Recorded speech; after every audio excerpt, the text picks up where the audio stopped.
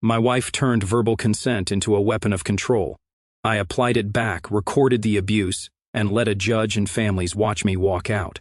A man's life. Verbal consent. Not the kind you're thinking about. I'm talking about needing permission to exist in my own house. It started innocently enough. My wife discovered some relationship podcast about healthy communication, and suddenly became obsessed with the idea that every decision, every action, every breath in our home needed explicit verbal agreement. At first, I thought she was just trying to improve our relationship. Boy, was I wrong. The morning it all began, I was making coffee like I had every day for the past 5 years. She walked into the kitchen and said, "Did you ask for my verbal consent before using the coffee maker?" I laughed, thinking she was joking. The dead serious look on her face told me otherwise. "I need you to understand that this is our shared space," she continued, holding up her phone with some article about conscious partnerships. "Everything we do affects each other, so we need to communicate our intentions clearly." I stared at her, coffee mug halfway to my lips. "You want me to ask permission to make coffee?" "Not permission," she corrected. "Verbal consent. There's a difference." There wasn't a difference, but I was still in that phase where I thought compromise meant letting the crazy slide. So I played along. "May I please drink this coffee I just made?" "Thank you for asking," she said with a satisfied smile that should have been my first red flag. "Yes, you have my consent." Within a week, the list grew. Verbal consent to turn on the TV, verbal consent to open the windows, verbal consent to order takeout, verbal consent to use the bathroom after 9 p.m., because it might wake her up. Each request had to be phrased exactly right, with the magic words verbal consent included, or she'd make me start over. I came home from work one evening, exhausted, and flopped down on the couch. She immediately appeared from the kitchen like some kind of consent police officer. "Excuse me, but did you ask for my verbal consent before sitting on our shared furniture?" I looked up at her, trying to process what I'd just heard. "It's a couch. I'm sitting on a couch in my own house." "Our house," she corrected. "And yes, it's a couch that we both use. Your energy affects the space, and I need to consent to sharing that energy." The rational part of my brain was screaming warnings, but the married part was still trying to keep the peace. "Fine.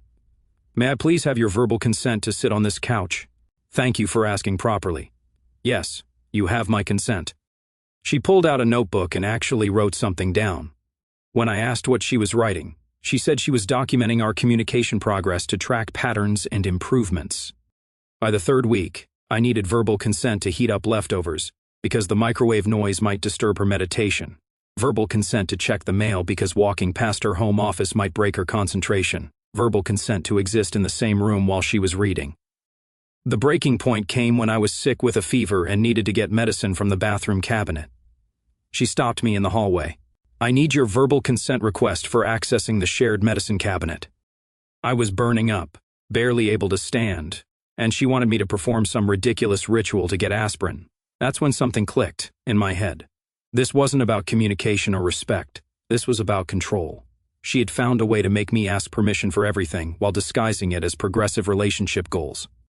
But here's the thing about control freaks. They never expect you to start playing by their rules better than they do. They set up the game thinking they're the only ones who understand it. I looked at her, sweat dripping down my face, and smiled. "You know what? You're absolutely right. Verbal consent is important. In fact, it's so important that I think we need to expand the system." Her eyes lit up like I'd just validated her entire existence. "Really? You're finally understanding how important this is?" "Oh, I understand perfectly," I said, reaching for the medicine cabinet. "But if we're doing this, we're doing it right. Starting tomorrow, I'll need your verbal consent for everything too. After all, fair is fair." She nodded enthusiastically, completely missing the trap I'd just set. That's exactly the kind of mutual respect I've been hoping for. As I swallowed the aspirin, I was already planning my next move. She wanted to play games with verbal consent? Fine. But she was about to learn that when you create ridiculous rules, you'd better be prepared to live by them yourself. The fever broke that night, but something else broke too. My patience, my willingness to be controlled, my tolerance for being treated like a child in my own home. She had no idea what was coming, but I was about to give her a master class in her own system. And by the time I was done, she'd be begging me to throw that notebook away and go back to being normal human beings. But normal was off the table now. She chose this game and I was going to win it. The real nightmare began when she decided to take our communication system public.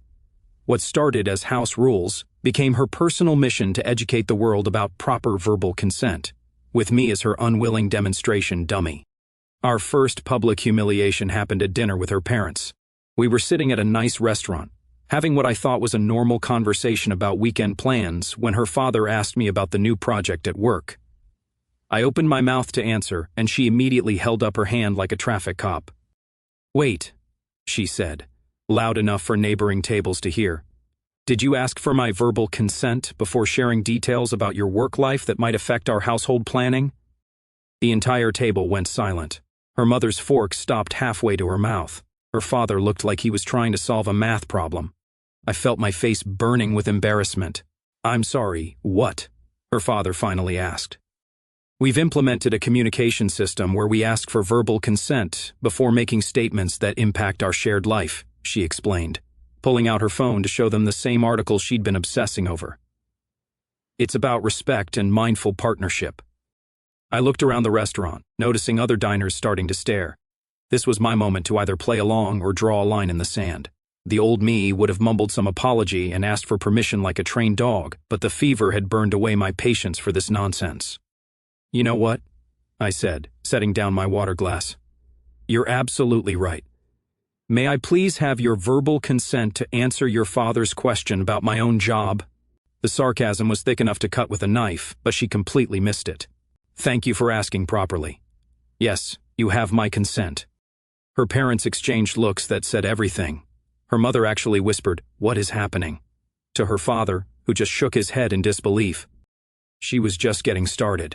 Throughout the entire dinner, she interrupted me 6 more times. Verbal consent to disagree with her opinion about the restaurant service. Verbal consent to suggest we split the dessert. Verbal consent to mention that we might be late getting home because of traffic. By the end of the evening, her own parents were looking at her like she'd lost her mind. When we got to the car, her mother pulled her aside, and I heard fragments of their conversation. "Honey, that was unusual. Are you feeling all right?" "I'm feeling empowered, Mom. I'm finally in a relationship where communication is prioritized." "That wasn't communication, sweetie. That was... I don't even know what that was." The drive home was tense. She was angry that her parents didn't understand our progressive approach to marriage. I was angry that she'd turned me into a circus act for her entertainment. But the real breaking point came the following weekend at a barbecue with my friends. These were guys I'd known for years, people who respected me, who saw me as someone who had his life together, or at least they used to. We were standing around the grill talking about sports when she appeared at my elbow like some kind of consent enforcer. "Excuse me," she said to the group.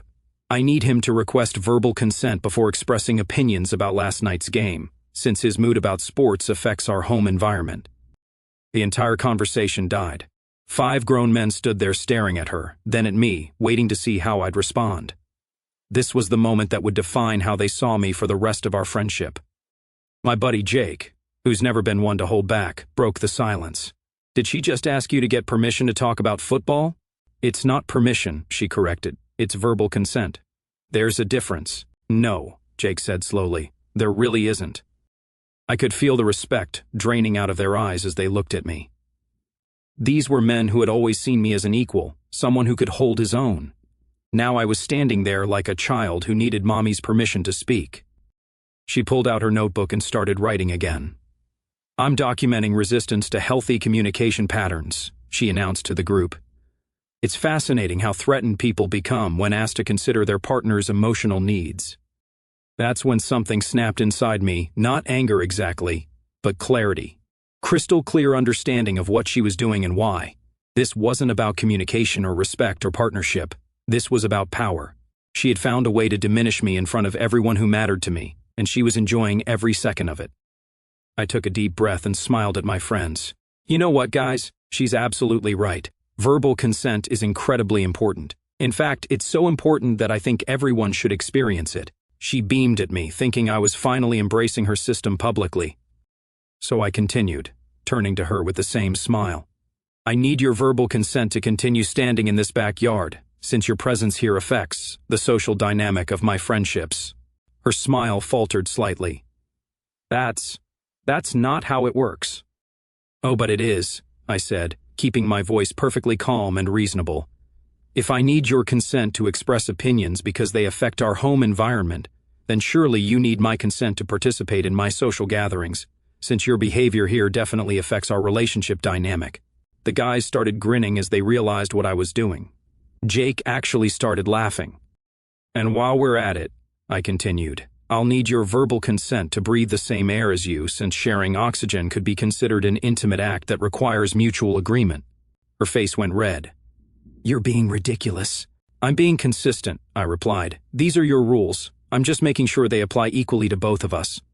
She stuffed her notebook back into her purse and stormed off toward the house. The guys erupted in laughter and started patting me on the back. Dude, Jake said. What the hell was that about? I said, watching her disappear through the sliding door.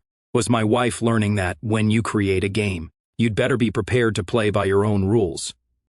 But I knew this was just the beginning. She'd escalated by taking our private insanity public, trying to humiliate me in front of the people whose opinions mattered most to me. She'd crossed a line that couldn't be uncrossed. Now it was my turn to escalate. And unlike her, I wasn't going to stop until one of us surrendered completely. The gloves came off the Monday after the barbecue. If she wanted to play the verbal consent game, I was going to show her what it looked like when someone actually followed her rules to the letter. I started before she even woke up. When her alarm went off at 6:30, I was already standing next to the bed with a cup of coffee and a smile. Good morning, I said cheerfully. I need your verbal consent to share this bedroom space while you're transitioning from sleep to wakefulness. She blinked at me, still half asleep. What? Verbal consent, I repeated patiently. Your presence in this room affects my morning routine, and according to our communication system, I need your explicit agreement to coexist in this shared space. She sat up, rubbing her eyes. That's not. I'm applying it consistently, I corrected. May I please have your verbal consent to remain in this room while you get dressed? Your changing clothes could affect my emotional state, and I need to consent to witnessing that vulnerability. She stared at me for a long moment, then got out of bed and headed for the bathroom. I followed at a respectful distance. I'll also need your verbal consent to use the hallway while you're walking to the bathroom, I called after her. Our paths might cross, and that requires mutual agreement. She slammed the bathroom door. I stood outside and knocked gently. One more thing, I said through the door. I need your verbal consent to hear the sounds of your morning routine. Running water, for example, creates an auditory experience that I should probably agree to before it affects my sensory environment. You're being insane, she yelled from inside. I'm being thorough, I replied. You taught me that every action requires consideration and consent. I'm just making sure we're both protected by the system you created. When she came out of the bathroom, I was waiting with my notebook, just like hers. I need your verbal consent to document our communication patterns, I said, pen ready. After all, if this system is working, we should both be tracking our progress. She tried to walk past me, but I held up my hand the same way she always did. Wait, I said. Did you ask for my verbal consent before moving through this hallway? Your movement affects the air circulation and spatial dynamics.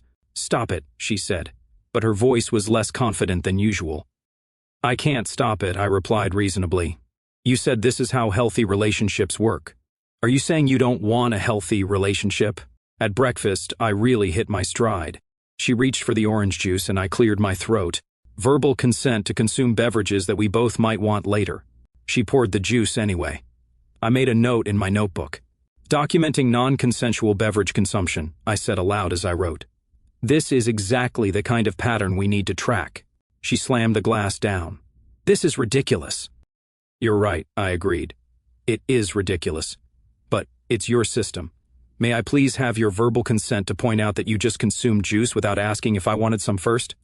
That decision affects our shared resources. By the time she left for work, I had requested verbal consent for 17 different activities, from breathing near her to walking at a pace that might make her feel rushed. I documented each interaction in my notebook using the same phrases she always used. But the real masterpiece came that evening.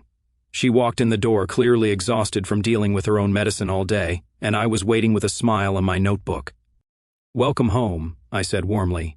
I need your verbal consent to greet you, since your emotional state after work affects our entire evening dynamic. She dropped her purse and stared at me.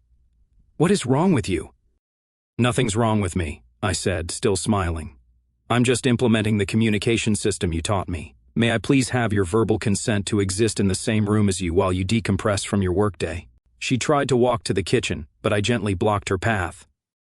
I also need your verbal consent to allow you access to our shared kitchen space, I continued. Your presence there affects my dinner plans, and I need to agree to sharing that environment. Move, she said, but there was something different in her voice, less certainty, more frustration. I'm happy to move, I replied. But first, I need your verbal consent to step aside. My movement affects the spatial dynamics of this hallway, and that requires your agreement. She stood there for a full minute, just staring at me. I could see the wheels turning in her head, trying to figure out how to respond without admitting that her own system was insane. Fine, she finally said. You have my consent to move. Thank you, I said, stepping aside. And may I please have your verbal consent to observe your kitchen activities? Your cooking affects the smell and temperature of our shared living space. She opened the refrigerator, grabbed a yogurt, and spun around to face me. You're making your point, she said. You can stop now. What point? I asked innocently. I'm just following the communication system you implemented. In fact, I think we should expand it further. I need your verbal consent to sleep in the same bed tonight, since your presence affects my sleep quality. Her face went pale. You're not serious. I'm completely serious, I said. If we're going to do this, we need to do it right. I also need your verbal consent to dream, since my subconscious thoughts might affect the energy in our shared bedroom. She stared at me like I'd grown a second head. You can't control your dreams. Exactly, I said, making another note in my notebook, which is why this whole system is completely ridiculous. But it's your system, so we're going to follow it perfectly. That night, I asked for her verbal consent to turn off the lights, to adjust my pillow, to breathe at a normal rate instead of holding my breath so my breathing wouldn't disturb her sleep. Each request was documented in my notebook, with the same meticulous care she'd shown with hers. By midnight, she was crying out of pure frustration. Please just stop, she begged. This is insane. I can't stop, I said calmly. You taught me that stopping would be disrespectful to our communication system, unless you're saying the system itself is flawed. She turned away from me, pulling the covers over her head, but I could hear her sniffling, and I knew she was finally starting to understand what she'd done to us. The next morning, I woke up before her alarm and was ready with my notebook. Good morning, I said cheerfully. I need your verbal consent to witness you waking up. Your transition from sleep affects my perception of the day ahead. She looked at me with exhausted eyes and I knew I was winning. But I also knew she wasn't ready to surrender yet. This was just the beginning of her education and the consequences of her own rules. The question was, how long would it take before she admitted that her system was designed to control me, not improve our communication? And what would she be willing to sacrifice to make it stop? 3 days into my perfect application of her system, she finally cracked. It happened over something as simple as morning coffee, which had become a 15-minute negotiation process under the new rules. I was standing in the kitchen holding the coffee pot, asking for her verbal consent to pour liquid into a cup that might create steam that could affect the humidity level in our shared breathing space when she exploded. Enough, she screamed, slamming her hand on the counter. This is completely insane. I looked up from my notebook, pen poised to document her outburst. I need your verbal consent to respond to your raised voice, since your emotional state affects my stress levels. She grabbed the notebook out of my hands and threw it across the kitchen. Stop with the notebook. Stop with the consent. Stop with all of it. I calmly walked over to retrieve my notebook, checking for damage. Violence toward our communication documentation tools requires discussion, I said. This seems like a pattern we should track. That's when she said it, the thing that revealed everything I'd suspected but couldn't prove. You don't get it, she shouted. This system isn't supposed to apply to me. It's for you. Men need to learn to ask permission instead of just taking whatever they want. I stopped writing and looked up at her slowly. Excuse me? Her face went red as she realized what she just admitted, but she was too angry to back down now. That's right, she continued, her voice getting higher. This whole thing is about teaching you some respect. You walk around this house like you own everything, making decisions without considering how they affect me. The verbal consent system was supposed to make you think before you act. I set my notebook down carefully and crossed my arms. So this was never about mutual communication? No, it was about you learning your place in this relationship. There it was. The truth I'd been waiting for. She hadn't created a communication system. She'd created a control system specifically designed to diminish me while exempting herself from any consequences. I walked over to the coffee maker, poured myself a cup, and took a long, slow sip while she stood there breathing heavily, waiting for my response. "You know what's interesting about that?" I finally said. "You just admitted that your entire system is based on the assumption that I'm inherently disrespectful and need to be trained like a dog." "That's not what I said." "That's exactly what you said," I replied calmly. "You said men need to learn to ask permission instead of taking what they want. You said I need to learn my place. You said the system was designed specifically to control my behavior while giving you complete freedom to do whatever you want." She started backtracking immediately. "I meant that we both need to be more considerate." "No," I interrupted. "You meant exactly what you said. This was never about communication or respect or partnership. This was about you deciding that I needed to be put in my place, and you found a socially acceptable way to do it." I walked past her toward the living room, and she followed, still trying to justify herself. "You're twisting my words. I just think that in relationships there should be more consideration." I turned around to face her. "Consideration goes both ways, but your system never applied to you, did it? You never asked for my consent before implementing it. You never asked for my consent before embarrassing me in front of our friends and family. You never asked for my consent before turning our home into some kind of psychological experiment." She opened her mouth to argue, but I held up my hand. "I'm not done," I said, and something in my voice made her step back. "You want to talk about taking things without permission? You took my dignity. You took my comfort in my own home. You took my respect among my friends. And you did it all while lecturing me about consent. I was trying to improve our relationship." "You were trying to control me," I corrected. "And the really pathetic part is that you thought I wouldn't figure it out. You thought you could dress up your control issues as progressive relationship goals and I'd just go along with it forever." She was crying now, but they weren't tears of sadness. They were tears of frustration from someone whose manipulation had been exposed and dismantled. "So what now?" she asked. "Are you just going to keep making me miserable with my own system?" I looked at her for a long moment, this woman I'd married. This person I'd trusted with my life and my future. She'd taken that trust and weaponized it against me, all while convincing herself she was doing something noble. "No," I said quietly. "I'm not going to keep playing your game. Games are for children, and I'm done being treated like a child in my own home." "What does that mean?" I walked over to the coffee table and picked up her original notebook, the one where she'd been documenting my communication progress for weeks. I held it up so she could see it clearly. "It means this ends now, all of it. The verbal consent system, the documentation, the public humiliation, the control games, all of it stops today. You can't just decide that unilaterally." The irony of that statement hit us both at the same time. She was demanding mutual decision-making about ending a system she'd implemented unilaterally to control my decision-making. I laughed, but there was no humor in it. "Watch me." I walked over to the fireplace, turned on the gas, and dropped her notebook into the flames. Then I went back to the kitchen, got my own notebook, and added it to the fire. "What are you doing?" she screamed. "I'm burning the evidence of the most ridiculous period of our marriage," I said, watching the pages curl and blacken. "And I'm making you a promise. If you ever, and I mean ever, try to implement another control system disguised as relationship improvement, I won't spend 3 days proving how ridiculous it is. I'll spend 3 minutes packing my bags." She stood there watching her precious documentation turn to ash, and I could see her trying to process what had just happened. For weeks, she'd held all the power in our relationship. She'd made the rules, enforced the rules, and exempted herself from the rules. And in less than 5 minutes, I'd taken all of that power away and burned it. "This conversation is over," I said, turning away from the fireplace. "And so is your little experiment in domestic control.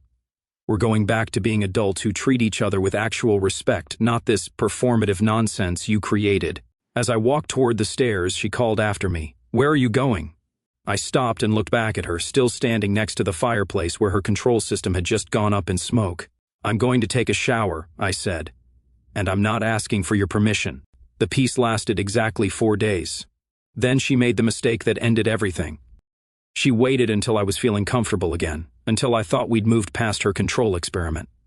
Then, at our monthly dinner with both sets of parents, She tried to resurrect her verbal consent system one more time. We were sitting around the table at an upscale restaurant, everyone having a good time, when my father started telling a story about his fishing trip. I was laughing along with everyone else when she suddenly put her hand on my arm.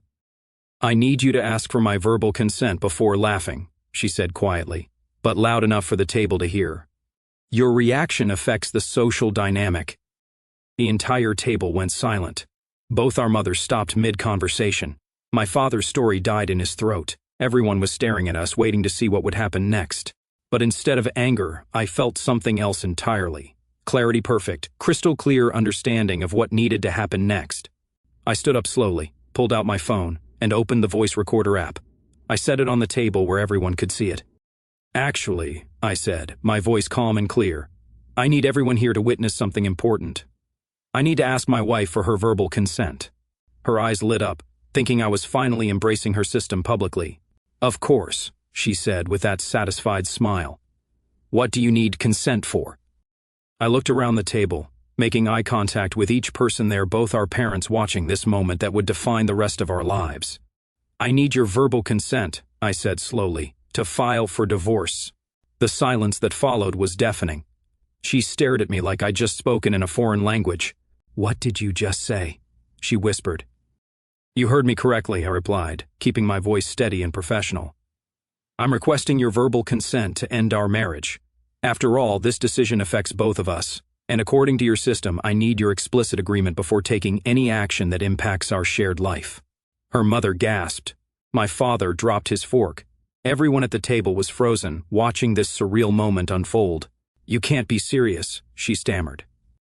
"I'm completely serious," I said. "This is your system.